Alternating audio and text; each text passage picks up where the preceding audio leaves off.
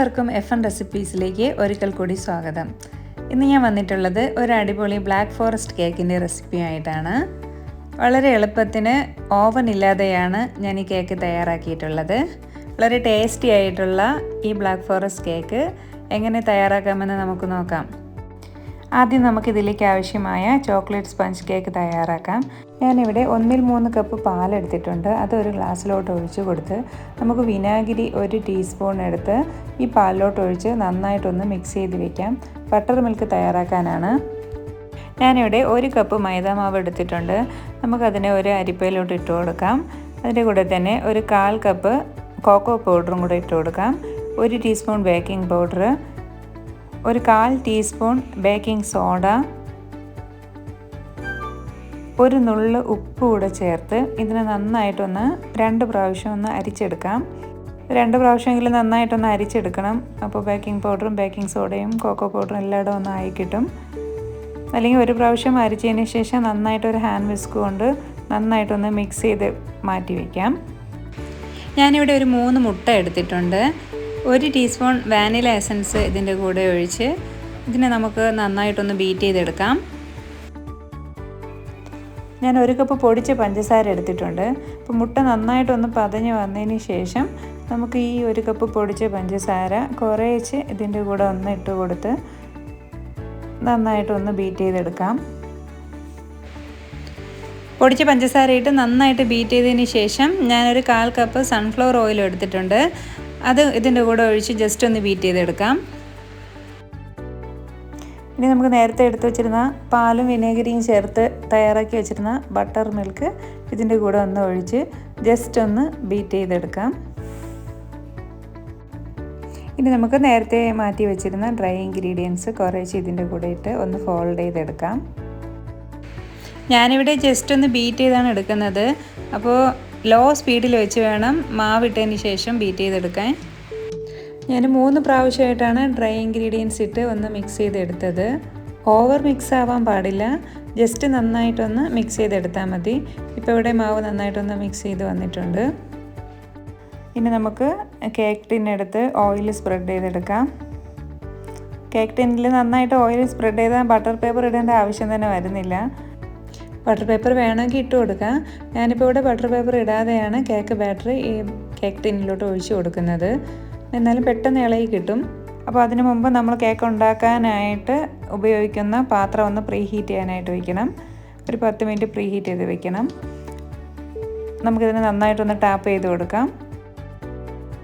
അതിനുശേഷം കേക്ക് ഉണ്ടാക്കുന്ന ആ പാത്രത്തിനകത്തോട്ടൊന്ന് വെച്ച് കൊടുത്ത് ഇതിനെ അടച്ച് വെച്ച് ഒരു 3/4 മണിക്കൂർ കേക്കിനൊന്ന് വേവിച്ചെടുക്കാം. 3/4 മണിക്കൂർ കഴിഞ്ഞ് കേക്ക് ഇവിടെ നന്നായിട്ട് വെന്ത് കിട്ടി. ജസ്റ്റ് ഒന്ന് തണുത്തതിന് ശേഷം ഞാനത് വേറൊരു പാത്രത്തിലോട്ടൊന്ന് മാറ്റി.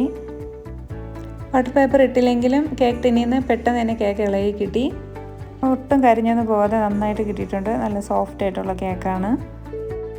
ഞാനിവിടെ ഷുഗർ സിറപ്പ് തയ്യാറാക്കാനായിട്ട് ഒരു പാൻ എടുത്ത് ഇതിലൊരു 1/2 കപ്പ് പഞ്ചസാരയും 1 കപ്പ് വെള്ളവും ഒഴിച്ച് കൊടുത്ത് ഇതിനെ നന്നായിട്ടൊന്ന് തിളപ്പിച്ച് നന്നായിട്ടൊന്ന് മിക്സ് ചെയ്തെടുക്കാം. ഇവിടെ ഇപ്പോൾ നന്നായിട്ട് തിളയ്ക്കുന്നുണ്ട്. അപ്പോൾ നന്നായിട്ട് തിളച്ച് പഞ്ചസാരയൊക്കെ നന്നായിട്ടൊന്ന് അലിഞ്ഞ് കിട്ടണം. ഇനി നമുക്ക് ഫ്ലെയിം ഓഫ് ചെയ്യാം. ഇത് തണുത്തതിന് ശേഷം നമുക്കൊരു ബോട്ടിലിലോട്ട് ഇതിനൊന്ന് ഒഴിച്ചെടുക്കാം. ഞാൻ മാക്ടോപ്പിൻ്റെ വിപ്പിംഗ് ക്രീമാണ് എടുത്തിട്ടുള്ളത്. 1 കപ്പ് വിപ്പിംഗ് ക്രീം എടുത്തിട്ടുണ്ട്. നാട്ടിലാണെങ്കിൽ ഫിയോണയുടെ വിപ്പിംഗ് ക്രീമാണ് നല്ലത്. അതിനെ നമുക്കൊരു ബൗളിലോട്ട് ഒഴിച്ചു കൊടുക്കാം. നമുക്ക് ഈ വിപ്പിംഗ് ക്രീമിനെ ഒന്ന് ബീറ്റ് ചെയ്തെടുക്കണം. ആദ്യം നമുക്ക് ബീറ്റർ ലോ സ്പീഡിലിട്ട് ഒരു 2 മിനിറ്റ് ഒന്ന് ബീറ്റ് ചെയ്യാം. എന്നിട്ട് നമുക്ക് സ്പീഡ് കൂട്ടി കൊടുക്കാം. ഒരു 3 മിനിറ്റ് ആദ്യം ബീറ്റ് ചെയ്തതിന് ശേഷം ഇതിൻ്റെ കൂടെ പൊടിച്ച പഞ്ചസാര ചേർത്ത് കൊടുക്കാം. ആദ്യം ഞാൻ 1 സ്പൂൺ പഞ്ചസാര ഇട്ട് കൊടുത്ത് പിന്നീട് ഒരു 3 സ്പൂണ് പൊടിച്ച പഞ്ചസാരയും കൂടെ ചേർത്ത് കൊടുത്ത് മൊത്തം 4 സ്പൂണ് പൊടിച്ച പഞ്ചസാരയാണ് ഞാൻ ഈ ക്രീമിൻ്റെ കൂടെ ചേർത്ത് കൊടുത്തത്. പൊടിച്ച പഞ്ചസാര ഇട്ട് അതൊന്ന് നന്നായിട്ടൊന്ന് മിക്സ് ചെയ്തതിന് ശേഷം ഹൈ സ്പീഡിൽ തന്നെ നമുക്കിതിനൊന്ന് ബീറ്റ് ചെയ്തെടുക്കാം. നമ്മളിവിടെ ക്രീം ബീറ്റ് ചെയ്തെടുത്തിട്ടുണ്ട്.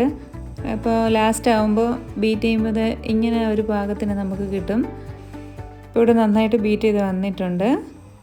നമ്മൾ ക്രീം ഇങ്ങനെ എടുക്കുമ്പോഴത്തേക്ക് താഴെ വീണ് പോകാത്ത ആ ഒരു പാകത്തിന് നമുക്ക് കിട്ടണം. അതാണ് അതിൻ്റെ ഒരു പാകം. ക്രീം ബീറ്റ് ചെയ്ത് ആ ബോൾ കമഴ്ത്തിയാൽ ഒട്ടും താഴെ വീണ് പോകില്ല. അത്രയും സ്റ്റിഫായിട്ട് നമുക്ക് കിട്ടണം. 3 ലെയറായിട്ട് ഞാൻ ഈ കേക്കിന് കട്ട് ചെയ്തെടുത്തിട്ടുണ്ട്. നല്ല സോഫ്റ്റ് ആയിട്ടുള്ള കേക്കാണ്.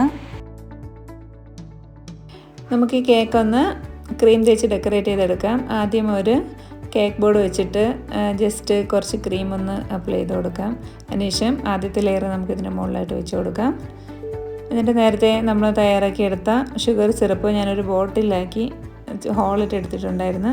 അപ്പോൾ നമുക്ക് പെട്ടെന്ന് ഇങ്ങനെ ഒന്ന് ഒഴിച്ചു കൊടുക്കാൻ പറ്റും. നന്നായിട്ട് ഈ ഷുഗർ സിറപ്പ് കൊണ്ട് കേക്കിന് നന്നായിട്ടൊന്ന് വെറ്റ് ചെയ്തെടുക്കണം.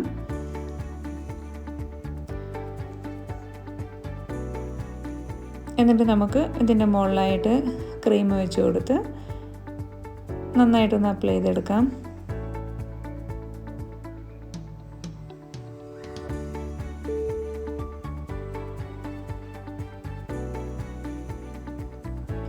എന്നിട്ട് വീണ്ടും നമുക്ക് രണ്ടാമത്തെ ലെയർ വെച്ച് കൊടുക്കാം.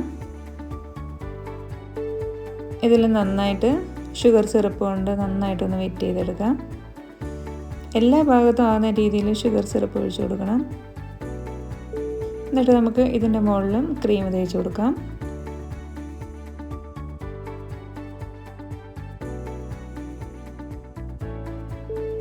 അപ്പോൾ ഇതിൽ ബാക്കി വരുന്ന ക്രീമിന് നമുക്ക് സൈഡും കൂടെ ഒന്ന് ജസ്റ്റ് ഒന്ന് കവർ ചെയ്ത് കൊടുക്കാം.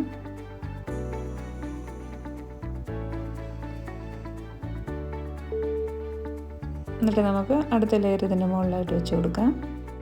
കേക്കിൻ്റെ ലാസ്റ്റ് ലെയറാണ് മുകളിലായിട്ട് വെച്ച് കൊടുക്കുന്നത്.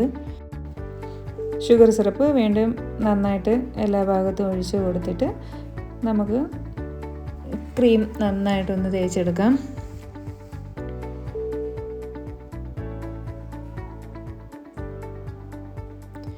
സൈഡിലോട്ടും നമുക്ക് നന്നായിട്ടൊന്ന് ക്രീം തേച്ചെടുക്കാം.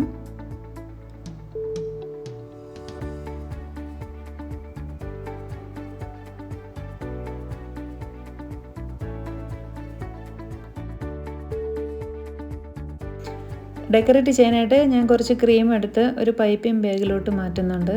അപ്പോൾ അതിൻ്റെ താഴെ ഒരു കപ്പ് വെച്ചിട്ടാണ് ഈ പൈപ്പിംഗ് ബാഗിലോട്ട് മാറ്റുന്നത്. ഡെക്കറേറ്റ് ചെയ്യാനുള്ള പൈപ്പിംഗ് ബാഗ് നമുക്കിങ്ങനെ നന്നായിട്ടൊന്ന് കറക്റ്റ് ചെയ്തെടുക്കാം. നമുക്കിനി കേക്കിനെ ഫ്ലവർ വരച്ചൊന്ന് ഡിസൈൻ ചെയ്തെടുക്കാം.